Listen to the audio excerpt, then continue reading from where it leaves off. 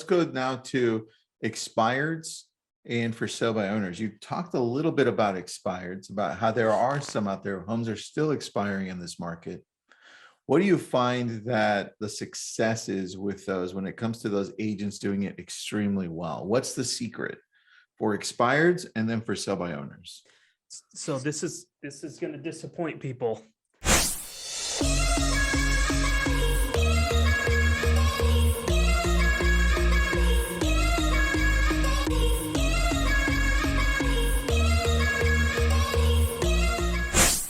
Everybody joining us, thank you. We just wanted to kill some time as everyone jumped on.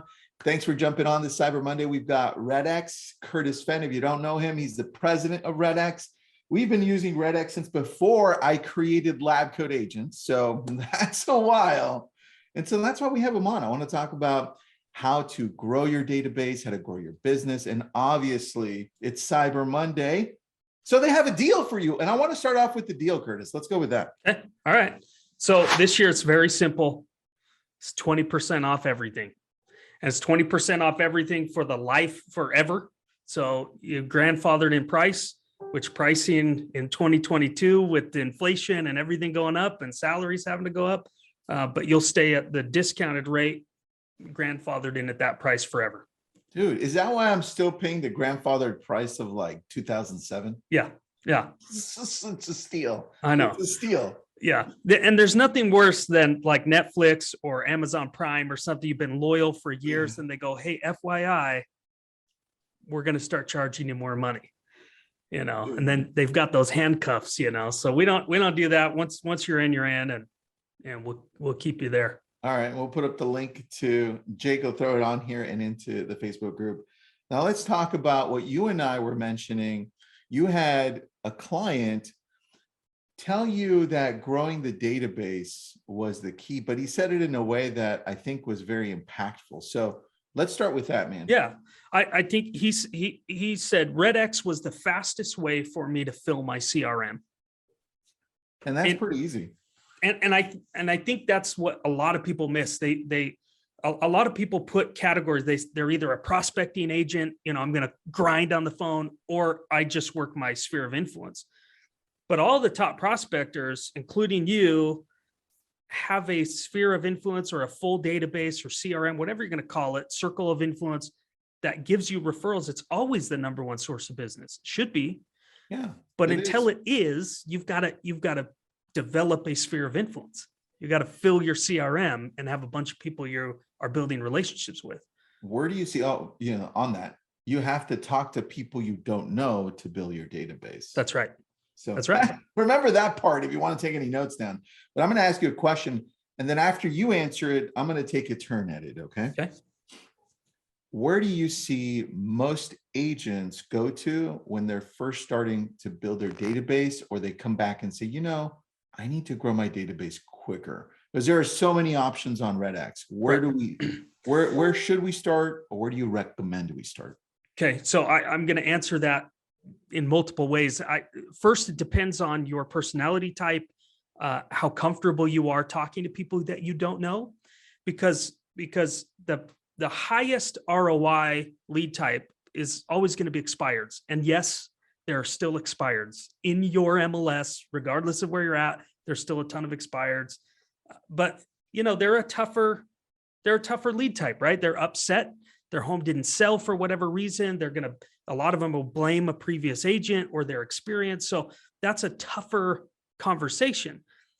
If you're okay with that, I would start there because there's no obstacles at that point except to overcome their bad experience. They already are willing to pay a commission. They're already willing to list it. They already want to work with real estate agents. It's just their experience you have to overcome. Interesting. But if you're not there yet, and I would suggest, you know, you've got to be really comfortable to start there if you don't have a lot of experience talking to those types of people. I would start with GeoLeads, which is the easiest way to talk to a massive amount of people. It is the database builder of calling, right? Because you can use it in multiple different ways. You can find neighborhoods and just call entire neighborhoods. If you want to become the the neighborhood expert in that area, just farm an area. You True. can call around just listed or just sold properties. You could call looking for very specific homes for your buyers, right? Because we have all of the filtering that you could say, well, give me the neighborhood, but now I just want to call people who have a 4-bedroom, 3-bath home True. in this neighborhood. So you could call for those reasons. Those are not, rarely are you going to run into somebody that's going to be upset when you're giving them information about their neighborhood. And everybody's nosy. So if you're calling about a just listed, just sold in their neighborhood, they want to know details. And that's a much lower key, easier conversation, build relationships, put them in the database. I like that, man. That's actually a very similar place where we start. So when you join the team, we have you start with REDX. Obviously, you know, because I text you. I'm like, hey, I need another account. And the thing that we do that I think works pretty well is that we go to the team and we say, all right, what are your needs buyer wise? I need to know what you have as far as a buyer wanting to transact now, but they just can't find the right home. I want that in writing, right? I want the names, I want the square footage, I want the area, I want the bedroom count, all of that. And then I go to my new agents and I'm like, okay, here's the area you're going to call through REDX, through wherever, in this case, REDX, right? This is easier. And now you have the exact outline of somebody we're actually working with who needs a home, right? And that's a much easier call, I find, for most people, because I feel like it's purposeful and they feel like they know exactly what to say. They don't need a script, right? It's more like natural dialogue. And we find that connects a lot better. Yeah. So, and if you don't have a team, go to your brokerage. I'm sure there are a lot of agents looking for, and especially in this market, right? They're looking for that right home they just can't find. And if you want to follow that up with another thing, is you outline this letter and you say, hey, I'm looking for so-and-so, right? And send out 50 letters to that area. And we've gotten great results with that. So I just got one of those letters in the mail. And I know, I mean, we teach people to do that. Yet my curiosity of like, well, I wonder how much they would pay. Right. I wonder, you know, even though I'm in this, I've been here for almost 2 decades, and yet, yeah, it's that can be a very, very powerful letter to get in the mail, especially if you write that letter in conjunction with your buyer, right? Yeah. And not like the old love letters when you're submitting an offer that is kind of played out, but to get that to say, hey, you know, my buyers with kids, they love your yard, they love this, and all the reasons why we love our home, that makes a connection. It's pretty powerful. Yeah. I like it, especially it's off market, man, right now. I think that's the key right there. So now I find it, for some reason, and I don't know if a lot of agents out there find that. So answer me on the chat, but is it just me, or do you find it easier to call people you don't know versus, for some reason, past clients? Like it's really hard for me to call my past clients, especially if it's been a while, Curtis. I'm like, I feel so guilty. I don't know what to say, but you give me a list of random people, I'll call them all day. I'm just like, hey, how you doing? I've got this house for sale that just listed around the corner from yours. Easy. What do you find? So I think the best strategy is actually to call them together. We call it a lead stack, which is like, how do you stack the kind of leads that you want to call? Because including current clients and people that you're working with that you have a great relationship with. We even have a prospector. We've had her on the LabCoat, Paula Burleson. She's been on with you and I on some webinars. Yep. She'll throw her, mom in there after calling expireds, because she's like, well, before I transition to a different lead type, I need a pick me up before I can keep going. So I think putting those in there, you call a bunch of people you don't know, and then you have a past client.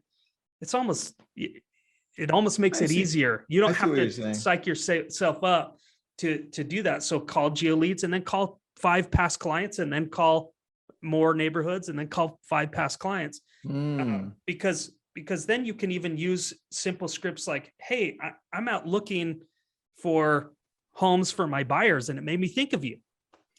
yeah, Right. It made me that's think true. of you and the deal we did. And then often, because we don't do what we're supposed to do, then often it turns into an apologetic script. And I should have been keeping better in touch with you, but I haven't been, but I'm going to recommit, because, And they feel the same way though. It's like, why right. haven't they called us? I'm sure they're thinking that too. Yeah. So, So good point, man. Good point. Now here's the key to success with using something like REDX, right? And that's really being intentional when you have that time set to actually prospect. I've found that in the past, if I outlined exactly who I was going to call and at what time, I knew what I needed to do then and then move on to the next one. And I find that a lot of people don't do that. They just kind of like, okay, REDX is open. Let's see where I start. And then they do it here and then maybe again on Friday. I don't think those people have success with REDX. I think the people that have success with REDX, it's like, hey, you know what? I love all this stuff, but I'm only going to use the geo leads. And there's nothing wrong with that.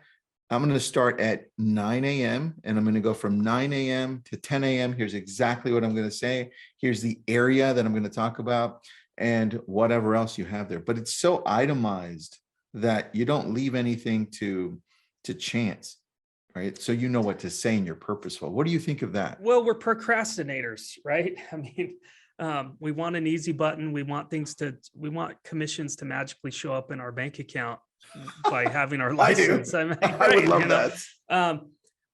So it's one reason why I love the dialer, and there's lots of different dialer options. You can preview single, multi-line dialer, depending on what you want to do. What I love about that is it loads everything up, even if it's the preview line dialer where you're clicking next on each one, but everything you're going to call is loaded up. So yes, set aside the efficiency and all of those things, the accountability it creates so that you're not like, well, I'm going to shuffle paperwork and, oh, do I really want to call this person? I don't know that I love that neighborhood. True, man. Now I got to go to the bathroom and refill my coffee. And like all of those things can be a distraction. But if you put on a headset and click go, man, you can go get your 10, 15, 20 contacts that you want to talk to in an hour, add 15 of those to your database because they're not going to be ready to buy right now. And maybe set a listing appointment. But either way, you're building that database, filling your CRM. And so that's why I like the dialer. That's true. The dialer does keep you accountable. I'm thinking of how I sometimes feel before I make the calls on REDX, on the dialer. And I have to sometimes second guess myself. I'm like, am I ready for this? Because it keeps going, right? Yeah. And so I have to be mentally ready for it. There are some people that are just like natural, right? Yeah. And even though I come from a whole telemarketing background, I still get a little antsy when I like press go because I'm like, okay, am I ready mentally? Because it keeps you accountable. It's like next. And I have to be on it.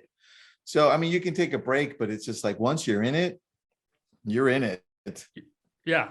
Well, and people got to forgive themselves because, your first call may be a total disaster. We do have our role play system. If you want to make that your first call, that's a great way to get started. That's such a great point. Yeah. Call that number first, role play with a live person that's going to role play with you. Then once you feel comfortable, hang up, then start dialing for real. That's a really good point, man. Yeah. That's really good. And if you're not going to use ours, it's included for free. Just to throw it out there for anybody who has leads with us, that they can call in and role play with somebody. But even if it's not us, find somebody in your office or find somebody else, get on. There's plenty of Facebook groups where you could say, I need a role play partner for this time and this time, time zone, because that first one talking through what you're going to say is really important. That's true, man. That's very true. All right, let's go now to expireds and for sale by owners. You talked a little bit about expireds, about how there are some out there, homes are still expiring in this market. What do you find that the success is with those when it comes to those agents doing it extremely well? What's the secret for expireds and then for sell by owners? So this is going to disappoint people. There's no secret. I think consistency over secrets, consistency over scripts. It's just consistency. If you call every day, and you don't have to be consistent 4 hours a day, right? You could be consistent 30 minutes a day. You could be consistent calling 5, just do it consistently over and over and over and over. And you're gonna come into your own script, and you're gonna start to feel very comfortable with, because there's only 10 objections they're gonna give you, right? I mean, and once you feel comfortable with everything that they're gonna say, then that's when magic starts to happen. That's when you start setting listing appointments right away. That's when you start building relationships and putting people into your CRM is consistency. Do you have a list of those 10 objections? We have, plenty of lists on our blog, and I mean, we could probably pull those together. And all right, if you want to throw one at me later today, I'll post it into LabCoatAgents. Okay. Yeah, you got it. Do you find that that consistency over time, because this is what I hear, that, hey, I'm making the calls. I'm making the calls. I show up and nothing's happening. What do you say to those people? Are they missing something? What's going on in between? Yeah, it's a great, well, it could be missing something just in the skill set, but most likely it's that they have a false expectation of what you're doing on the phones. And that's why we keep hitting this point that it's about filling your CRM. It's not just about immediate listing appointments. And of course, that's what you're going for. You're trying to set an appointment, and you will eventually set appointments, but not everybody is ready to make a decision right now. And sales, especially the new sales, there's, Daniel Pink writes a great book, and I don't even know what it's called. Everybody's a salesman, or everybody to sell is human. I think that's what it is. And he talks about with the access of information that we now have, sales is different. It's no longer asking yes or no questions that coerce somebody into, like force them to make some decision they didn't want to make. So people are going to buy in their own time. They're going to make decisions in their own time. And you just have to go along that journey with them. Most people, in fact, if you look at e-commerce stats, and I know it doesn't correlate directly to home sales, but less than 1% of anybody that goes to an e-commerce website is ready to buy something right then. And so whatever the percentage is, if you're not taking those people and building relationships with them, and again, that's why we keep saying putting them into your CRM, that's the success metric that you should be looking at, just as much as how many appointments did I set, right? Because it's about all those people you talk to now, and you might get a listing appointment now, but 10 months from now, all of those people from before, now you're getting the appointments from those people, plus the appointments that you're setting right now on the phone. So prospecting, if you're starting, it's not like, it's not taking your business in a straight line up and to the right. It's about building your CRM, and eventually you build a database that continually pays you in referrals and repeat business and all of those things. All right, let's talk about the building of database, because when I'm calling, whether it's expireds for sale by owners, notice of default, geo leads, all of the opportunities that I have through REDX. And I have that mindset, hey, I'm just going to build my database through building relationships, right? Build your database through building these amazing relationships, because I have to talk to people that I don't know to be able to grow my database.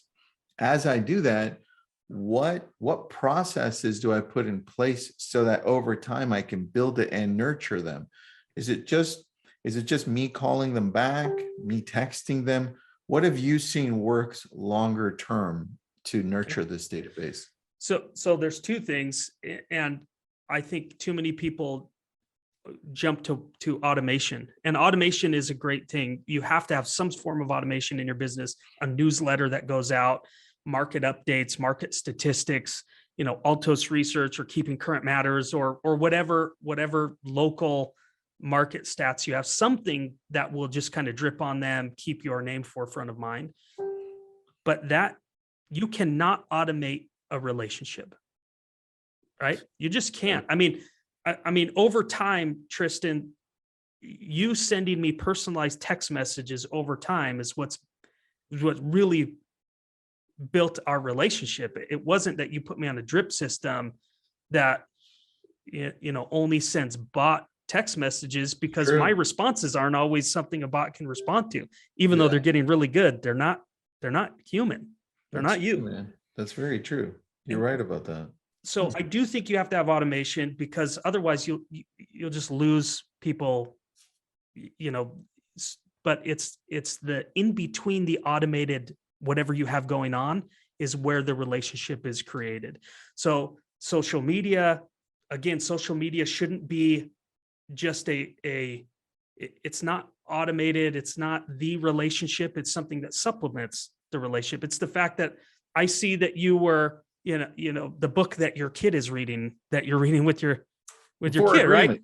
Yeah, that's right. Yeah. So all of a sudden, the next time you and I actually connect, I can be like, dude, I got that book for my 12-year-old, right? Because of what I saw in there.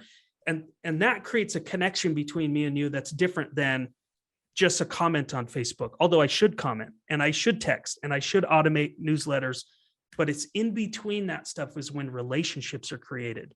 So you have to make sure you pick up the phone, send a text message, knock on a door, have a cup of coffee, whatever you're doing, it's in between all of those things of where relationships are created. So true, man. And in a comment that I wanted to add with what you said about social media, I think what we forget is that social media is an extension of our database, right? And we don't treat it that way. We treat it as a place we just wake up in and be like, oh, what's going on? Like, okay, cool. Right. Or TikTok, you get sucked in, right?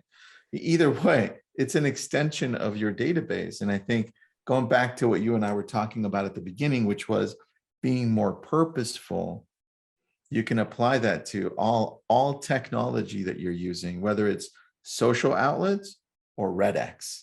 Yep. Right. And that's where you need to think, well, am I doing this to build relationships? And that's what you should be doing.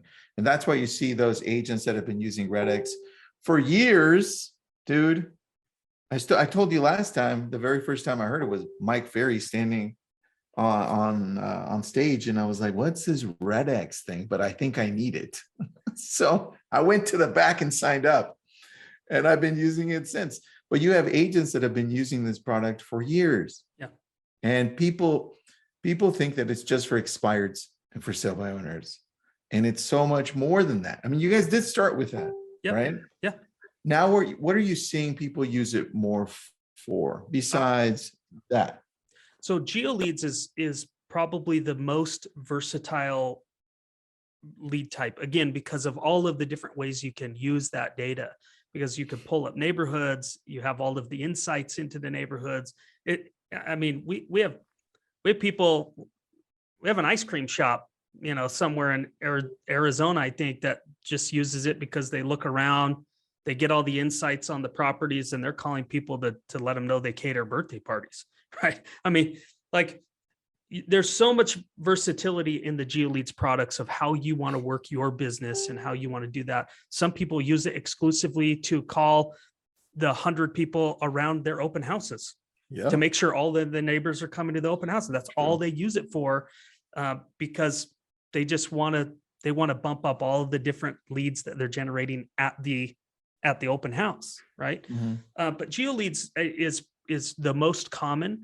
But again, expireds is just so foundational to a lot of top prospectors.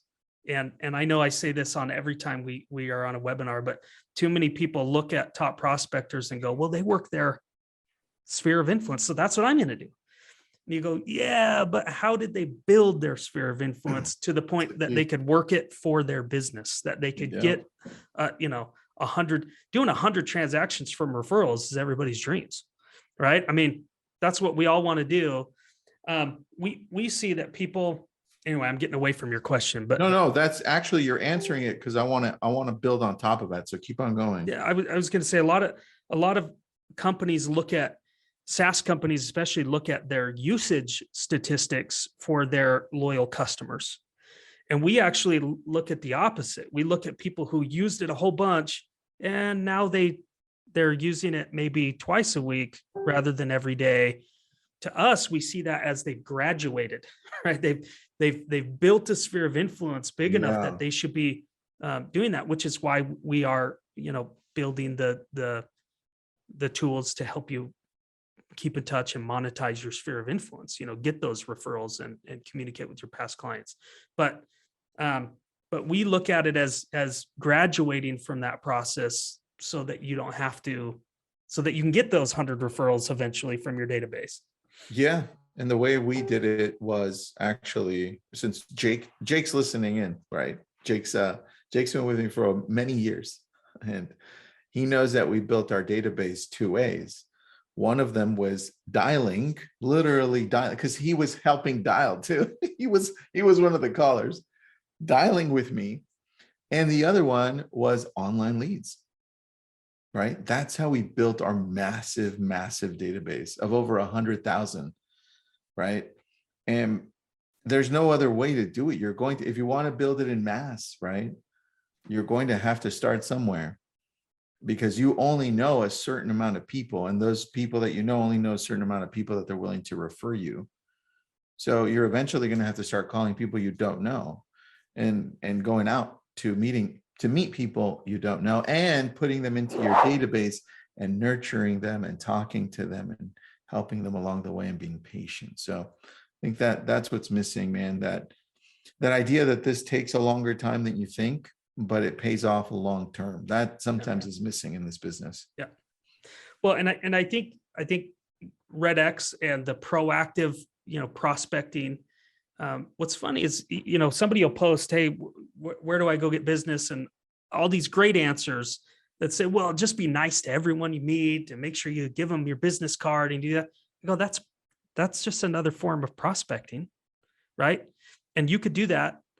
You could also just call 300 people, in a couple hours every day and connect with 30, 40, 50 of them and put a bunch of those people in your database, right? I mean, I think there's so much opportunity to expedite building your business than it's all a grind in the beginning. You're either going to grind out on the street and meeting people and joining PTA and going to business networking events and all this stuff and meet people that way, or you could pick up the phone and expedite building that database through calling people, especially those that are already close to a transaction, expireds, FSBOs, notice of defaults, for rent by owners, vacant rental properties, all those other ones that you can contact through REDX can expedite that building of your CRM, of your database.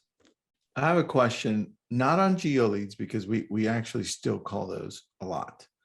On expireds, Yep. which we call here and there. I used to call a ton. And I always heard, I'm in California, right? Southern California, Los Angeles, Ventura County. And I would hear, man, you call those? Isn't that unethical? Or why would you call those? Aren't you like, that's just like the lowest type of people call those, right? I used to hear that and I still do, right? What do you say to that? Because I know what I say. What do you say? So mine is probably not as nice as it should be. Hold on, let me beep you a whole bunch of times. Yeah, Beep, but beep. because my response to that is, we're here to help people in the milestones of their personal life. That's what we do in real estate. And especially when you understand why somebody wants to move, why they're selling their home, why they're moving on to progress in their life. Well, someone was unable to help them do that.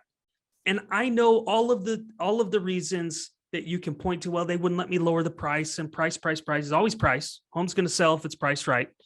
But that was, to me, I still look at that as the previous agent wasn't open and honest and candid enough about the price in the beginning. Something happened where they couldn't move to their next, move and progress in their life. And so I say, so if you're the agent that can help them progress and move in their life, well, how is that unethical? In fact, that to me is the most ethical thing. So I'm sorry, Tristan, you got me on a soapbox here, but Oh, that's good, man. I like that. T360 did the danger report a couple of years ago. You remember that? And Yeah, in the danger yeah. report, they said the biggest threat to our industry is incompetent agents. That's what they concluded was the biggest threat to our industry. It wasn't regulation, it wasn't iBuyers, it wasn't all of those things. It was the incompetent agents and the low barrier to entry to get your license, get in here. And so here's what happens if, especially we're talking expireds right now, but if somebody's home expires and they have a bad experience or they blame the real estate agent, if we as an industry are not correcting that, they are going and doing it on their own. They are going to flat fee, listing services. They are going to iBuyers because they don't want to deal with that. So the best thing that we can do for our industry is contact those expireds and give them the proper experience that they deserve from the beginning. Dude, that is a great answer. And I say to people that think it's unethical, I say, well, look, the phone number is there. We're not calling do not call numbers, right? And we sincerely feel that we can help people. That's the biggest difference. If you feel like you can't help people because you're calling and disturbing people, awesome. That's on you. That's not the life that I live, right? This is why we're so successful. We chose to do this for a living, and we know how great we are. We know that when we come in, we actually help you and you love us for it, right? Big difference. We made a career out of this business for years. And so when I hear, oh, it's unethical, or, oh, you know what, you do that crap? I'm like, yeah, I do that crap, but I love it. And dude, that's just the way where I live. Alvin has a great question. Alvin's a good friend of mine. What's up, Alvin? He says, can you speak to the absentee owner geo leads and a sample script to that group? That's a really good question. And I know you have sample scripts when we're calling, so they just pop open there. So I'll leave that to you. So absentee owners and geo leads. So you can pull a whole neighborhood, and then there's a filter. You can filter out people who are non-owner occupied and call on just those people, or some people don't want to call those, it's about filtering to call the person that you want to call. I think I'm not going to go into an exact script. We have plenty of samples, and I know, Tristan, you have your 60-page, script ebook that we often give to people also. But I will say that the most effective scripts for absentee owners in this market has everything to do. It's a money play. They're not living there. They're not as emotionally attached to the property. It's either a rental or a second home or something. And most often they have no idea what kind of equity position they're sitting on. And if you can turn the conversation to that, I mean, it's just a money decision for a lot of absentee owners. Yeah, very true. And Alvin, when you're calling through REDX, you have this section that opens up at the very top that gives you the script, and you can manipulate that to whatever you want. You can start with that. It gives you options in some cases as to what script you want to use. So it's all built in, just in case you do get a little lost or sidetracked. I know, Curtis, and then I'll answer your question, Lori. Curtis, when I was calling all these different types, because I tried everything at the FSBOs, expireds, just sometimes I didn't know who I was calling because the dialer goes so fast, and then I get distracted a little bit. And then I have to go look, and I'm like, who? Oh, crap. Am I calling an expired? A for sale by owner? Well, what the hell am I calling? And then the script I'd have would tell me, and I'm like, that's right. That's who I'm calling. But it gets confusing sometimes, just so you know. Yeah, I mean, if you're calling a lot of leads, we tell people to load them up in order. And then there's different modes in the dialer that can slow it down so that you make sure the lead comes up prior to it ringing to the person. But that does slow things down, right? Yeah, it totally does, man. All right, Lori's got a question. Okay. If you sign up for geo leads, how often can you change the farming area? So you're not restricted to the farming area. It's you either sign up for 2,000 or 5,000 phone numbers each month. So Right. so wherever you want to look those up, and pull those in, then you can do that. And since you're dealing with properties that are selling, and if you're looking in neighborhoods that are high turnover, then you might want to look those up every 60 days, the same area every 60 days or something, to make sure you have updated information. But yeah, 2,000 to 5,000, wherever you want to call them. All right, cool, man. Very cool. I like that. All right, some good questions. Maziar, if I messed up that name, Maziar, I am so sorry, but your name is awesome, by the way. I've never seen that. So she has a question. Hi, Tristan. Is this service available in Toronto, Canada?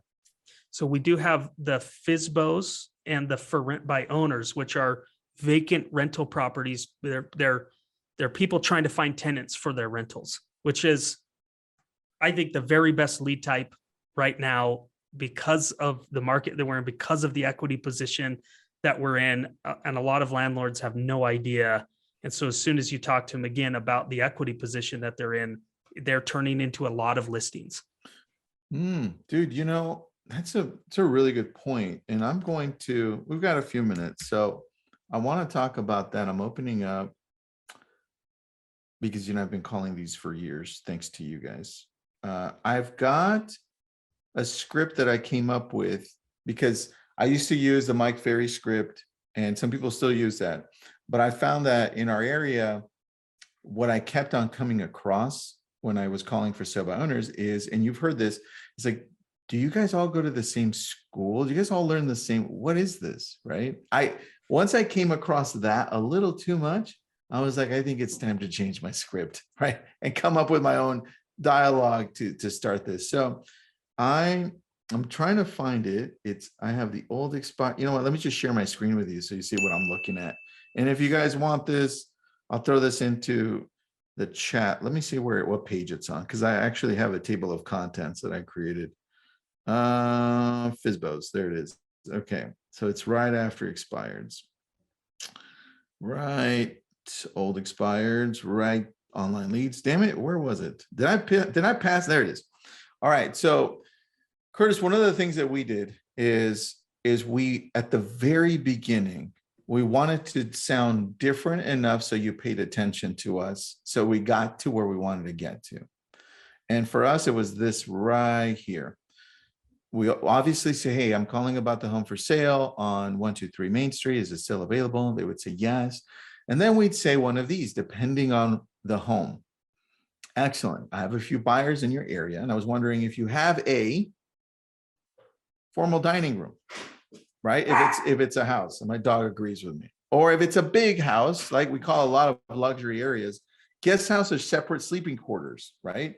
Or HOA, pet policy, or a rental policy. And so with that, we found that nobody was asking these questions, and it showed that we were paying attention, and it would throw them off and be like, oh, yeah, no, it doesn't, or yes, it does. And then we could get to where we wanted to get to a lot easier. So that was just a little hack on mine, dude. Yeah, Let me throw that in there. You are missing the for rent by owner lead script in there. We need to add into that book. And I think we probably need to rebrand that, because a lot of people go, I don't work rentals. And we go, no. These are people trying to find tenants for their rentals. They're not managed by a property management company. It's at the peak of their stress of owning a rental or a second home, is they're trying to find renters for it. And again, that conversation is about, oh, so you're the landlord, you manage it yourself. That's great. Yeah. And landlords are going to complain about the thing they hate the most. I see you're trying to find a tenant. Oh yeah, sure. Well, if I could show you how I could put more money in your pocket by selling it than having you have to manage it yourself and continue to find a tenant, is that worth 15 minutes of your time or whatever your script is?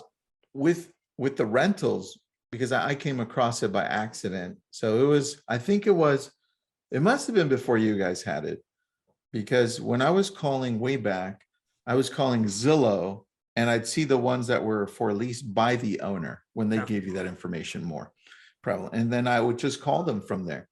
And I'd find that they were open to talking about possibly selling it because it'd been so hard to lease it at the time. And so it depends on timing, and the conversation usually gravitates to actually selling it as well. one of my best clients who we still have after like 10 years, I got from calling a lease. It was leased. Yep. They're like, hey, we're looking for a leased condo. But he ended up owning multiple homes that we helped him sell just because of a little tiny condo that I called on. So it definitely works. And you know what, dude? I don't know why I don't have a for rent script now that I'm looking at my screen here. But I did drop all the link there, so everybody Nice. has it. Well, and those rental, I mean, worst case scenario, they don't want to sell, but then they want to buy more rental properties. So, you know, those are a good lead type. That's true, man. That's true. All right, one more time. What's the sale here? 20% off we waive all the setup fees, the startup fees. And then the other thing that I hope my team is listening, because we're going to throw something else out right now for the people who are watching. We have a prospecting boot camp, and it's 3 half days where you get, 20 to 40 people on. We go over scripts, we go over objections, then we mute you mute and you prospect and come back and go, okay, they said this, how do I handle that? It's a very interactive prospecting boot camp. It's usually $300 for the ticket. If you sign up for a year of leads, then we'll give you a ticket to boot camp for free. Wow, dude. And where's it at? It's virtual boot camp. Yeah. I was hoping you'd say it's in Park City and it's snowing and we're paying for the lodge. I'm just saying, you want to throw that out there, Yeah, we might need to do that, Tristan. We might need to throw one of those together. I love it. All right. Maziar, thanks, man. I appreciate it. He wants to know what the next step is to book short presentation with your team. Does he go through the link that we put in there, or does he contact you directly? How does it work? So you go through the link or 800-731-7339. This is our biggest sale of the year, and we really only do one day. That's why we don't start Black Friday and then keep going, oh, surprise. We do it one day. So you may have to wait a little bit on the phone, or you can sign up online. You just go to our website, redx.com. And but you want to use the LabCoatAgents. I think you get additional things through there. So do the link in the chat. Nice, dude. Nice. And thanks for the shirt. Hey, right. Smile and dial. I love this. I appreciate that, Curtis. All right, everybody. Thank you for joining us. Any questions you have, throw this into the Facebook group. This actual video is live there, so you can find it there. It's being recorded. It'll go onto our YouTube channel. And you can find Curtis in the group as well. So just tag us with any questions, throw it on there. We're happy to answer it. Curtis, have an awesome Cyber Monday, buddy. Thank you. We'll see everybody. Don't buy too many pens, okay? That's right. Thanks, buddy. See ya. Bye.